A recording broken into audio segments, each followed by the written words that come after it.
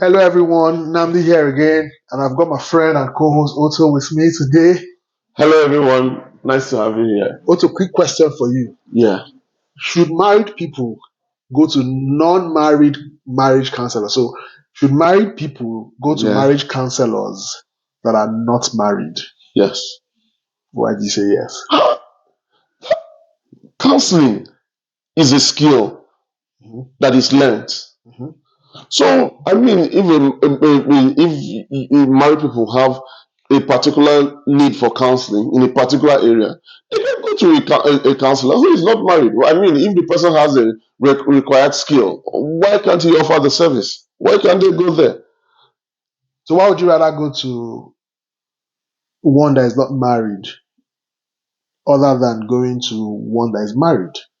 Because the person that is not They both married, have the same skill, though. the person that is not married may even have a different perspective because he is not, no two marriages are the same. His own experience is different. So he or she may be trying to come from a different angle than what you are talking about. So, I mean, well, the most important thing is the skill. I don't think that the whatever is there apart from the skill, I it's think this. my thought on this is no. Why? Married people should go to married marriage counselors. That's my thought. Okay, And let's because hear why. the reason I'm saying this is because marriage is not a skill. Marriage is not learned. Marriage is not taught. Marriage is experienced. Now, of course, like you said, counseling is a skill. It can be learned. The financial aspect, communication, psychological, and all of those. Yes, single or married, of course, you can have all of those skills. Yeah, But because it has to do with marriage, yeah, humans, yes, people, yeah.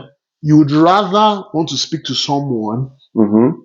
that quote and unquote has experience, albeit not the same experience like you have.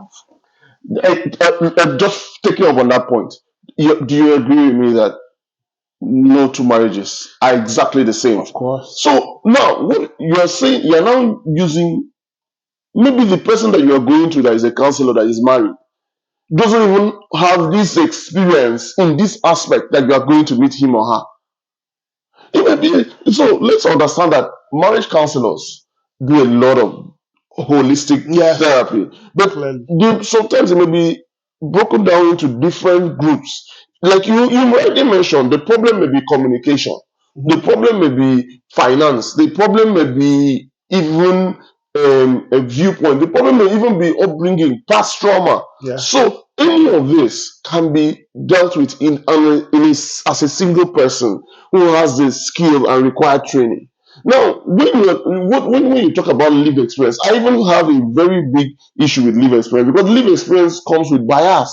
Yeah. It comes with bias. There are people that say, "Oh," and that bias may be what that is killing the marriage. So no, let's not. I don't think so. So I don't think that they should not. if You should. What you're saying is that they should totally exclude all single people from being marriage counselors. I don't agree. now Or I'm not that saying you're saying, or you're I'm saying not that saying married people should only go to marriage yeah, that's what I'm counselors. saying. No, I That's don't. what I'm I saying. don't agree. Because from what you've said, the biases, Yeah. right? As a counselor, you talk about because it's a professional field, Yeah. right? I don't think a marriage counselor would be talking to because they meet different couples. Yes. I doubt if a marriage counselor would be speaking to couples based on their biases. Then it doesn't make you a professional. That It doesn't then. make you a professional because the idea is you listen to whatever complaints or whatever issue they have, right? And you Mhm. address it based on your experience and skill, Good. right? Because marriage, like I said, marriage is not Do you think that the single counselor can also get that experience from listening to many people narrate almost alike problems? no, you can't. Why? You can't because it's not like I said, you have to live it to experience it. There's there's nobody on the surface of earth, as far as I know, there's nobody apart from God in heaven Hmm. that that has learnt marriage and says to you, and that's why I laugh when people tell you that, oh, that's why I laugh when you hear people say, I can teach you about marriage. I can give you. No, you can't, because nobody on earth has learnt marriage in their past life and now have now come out to say, I learnt marriage. Marriage is not cloud computing. It's not data analysis. You don't learn it. You have to experience it. And when you hear people giving, and this is my concern, and that's why, and this is one of the concerns I have with. Okay, let's hear. Because I feel like one of the major pandemics, in my opinion, is, and this is more from the Christian side of things. Yeah. Now, every pastor is giving out marriage advice now.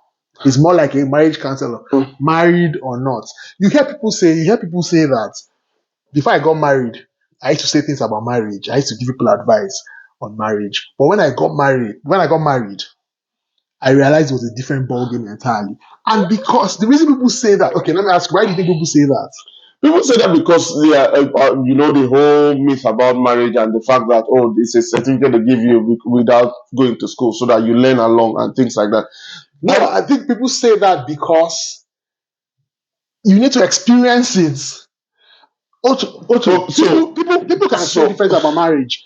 Book knowledge. You can't use book knowledge in marriage. No, listen. I disagree. You can use book knowledge to an extent, and this is where I'm disagreeing with you. Okay, maybe your finances and all those. Yeah. You see, book knowledge can work.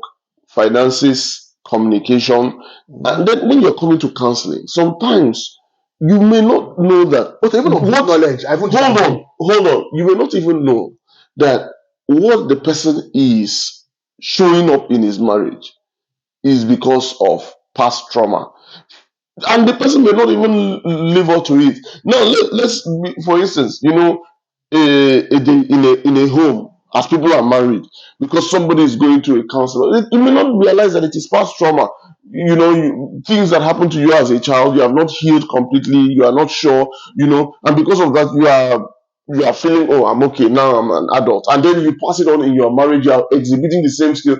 If somebody, now a therapist needs to sit you down and tell you this thing is past trauma that you are exhibiting. That therapist doesn't need to be married to know that you are exhibiting a past trauma of a child. No, that's not, in my opinion, that's not marriage counseling. That's what you are going to deal. You are going for, how do I put it now? So it's like, hold on. Let me give you an example.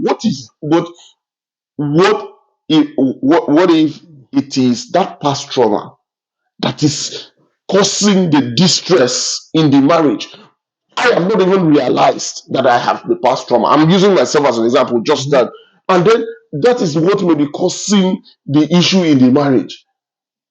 And then you are just going to go to a counselor and say, oh, these are the issues that you're having. It's the counselor that is going to tell you, oh, this thing that you're dealing with, we are dealing with something that has to do with your past trauma. And that counselor doesn't need to be married to know that point. So if you are even talking about the pastor's angle, looking at the angle of men of God and women of God who are single, and some of them, because of divine encounters, because of what they have studied, with what they have studied in the sacred scriptures for those who are Christians, they have been able to gather some level of knowledge to pass it on and say. And it is not bad to say that, oh, this is what happened in the days of old. For me, and this is my stand, married people should go to marriage counselors. Now, there are things that, so if it's medical, you don't need, of course, the doctor doesn't need to be married. If it is financial, the person doesn't need to be married, right?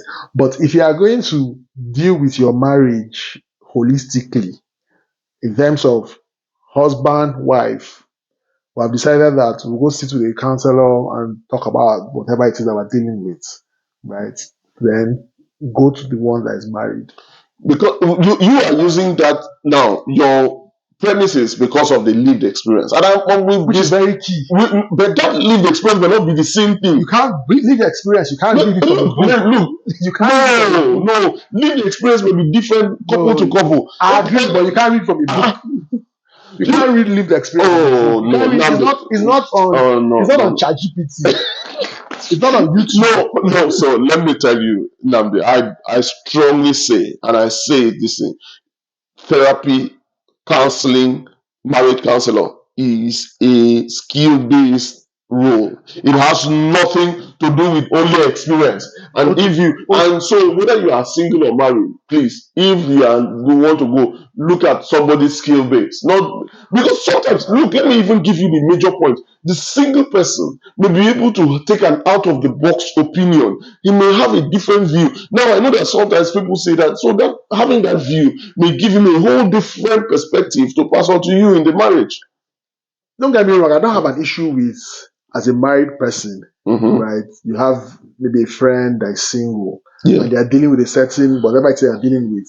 I don't have a problem with you speaking to single people and getting advice from them. No, I'm not. As a matter of fact, there's some issues you might be dealing with as a married person. Your single friend will give you an advice that will kill it. Okay. 100%. Yeah. I'm all for that. What you're talking about is we need to go for counseling. Well, I've decided that we'll go for counseling, and we'll decide that we'll go to someone that is not married. I'm saying no, but we have even decided to go for counseling. We're going for counseling for a purpose. Yes. So if we're going for counseling for a purpose, what if let me even be sorry that I'm being excessively Christian. What if the problem of this marriage is unforgiveness? Do you need a marriage therapist to tell you that your partner may be offending you on certain things consistently? That you need to apply the 77 times rule. So let's not see, please. So what I'm saying to you is that's my point. Okay, take me back to my point. I will not agree. You don't need to agree, which is fine. Yeah. It takes me back to my point. I'm not saying that you cannot speak to people that are single about things that you're dealing with in your marriage and get some level of advice, whatever it is, and it works for you. I'm not saying you can't do that. What I'm saying is, and simply put, a couple have decided that we'll go for counseling because of XYZ issue. Yeah. Right? In our marriage. And then you are now saying that couple must go to a marriage. I'm not saying must. Okay, or should go to a marriage. No, so should. Because in your conversation with the counselor, you're not going to, because in your conversation with the counselor, a lot of things will pop out. So, for instance, if you go to a marriage counselor and what you're going to talk about is finance, I can assure you that when you get there, you're not going to talk about finances. A lot of things will pop out. A lot of things will pop out because there will be questions asked. A lot of things will pop out. And you don't think those questions are based on training? No, training might help, but it is better to have training and experience in those kind of conversations. Please, when you need to understand that you need counseling, anybody can provide it, whether single or married. But my point is, you should not exclude counseling because the person that you are going to meet giving the counseling is single. Okay.